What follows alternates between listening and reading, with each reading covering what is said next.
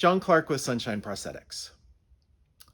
With this week's tips for physical therapists from Prosthetists. Amputee gait and efficiency. Now, we like to think in quadrants when it comes to this. So each segment of your lower extremities represents one quadrant. Your lower limb, your upper limb, left and right. So there's 4. And the reason why I think it's important to share this with you is prosthetics has come a long way. When I first got into it, even an amputation below the knee, a transtibial amputation, represented a pretty significant disability. Now, if you just have that single quadrant below the knee, one side, transtibial, a lot of those folks, you'd never know that they had a prosthesis.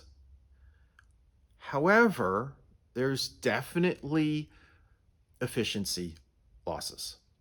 So it's going to take more energy for any amputee with any prosthesis to walk, to run, to do their normal activities. We want you to be sensitive to this. Now, it's especially going to be the case early on. As people get used to the prosthesis, their efficiencies definitely improve. But crucial to realize, especially early on, that they are going to be much more energy challenged for accomplishing the same thing as somebody who has their limbs intact. Now, with that in mind, the literature scores it between 25% and 50% increased energy expenditure with each quadrant loss. And so for somebody that's just missing a leg, transtibial, below the knee on one side, it's going to be between 25 and 50% more energy expenditure. I think we're getting a little bit better, and I'm not sure all the studies have kept pace. But you see, that's a broad range. And the way to think about that range is just understanding if you have somebody that has bilateral amputations below the knee, we're talking 50 to 100% more energy expenditure. If we're talking about transfemoral single side, again, 50 to 100% more energy expenditure.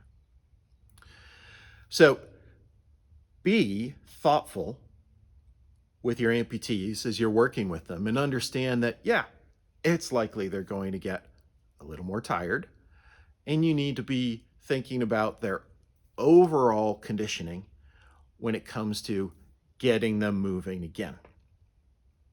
So, efficiency matters. The whole field's getting better. But we absolutely want you to know that, yes, original equipment's best. There's going to be an increased energy expenditure with prosthetic ambulation and gait, and that each quadrant is going to be somewhere between 25 and 50% more energy expended. So one of the things that I frequently will tell my physical therapists, for example, working with someone who's a bilateral transfemoral amputee, is just, understand that when they get to the point where they're walking, that's going to be like jogging for you and me. Understand that, standing, getting their balance, beginning those exercises, that for somebody that's missing both legs above the knee, that's a workout. Now, good news is it's really rare that someone's overall health and conditioning is going to prevent them from having a prosthesis.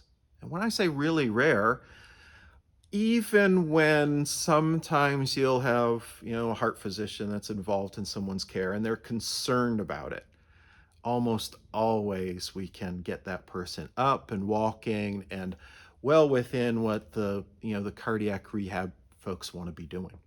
So We encourage you to always help with folks getting a prosthesis and using a prosthesis. We just do want you to be understanding and sensitive that, yeah, what you might have scheduled out for an able-bodied person to accomplish, assuming they have the energy for it, is going to be compromised when it comes to that prosthetic patient.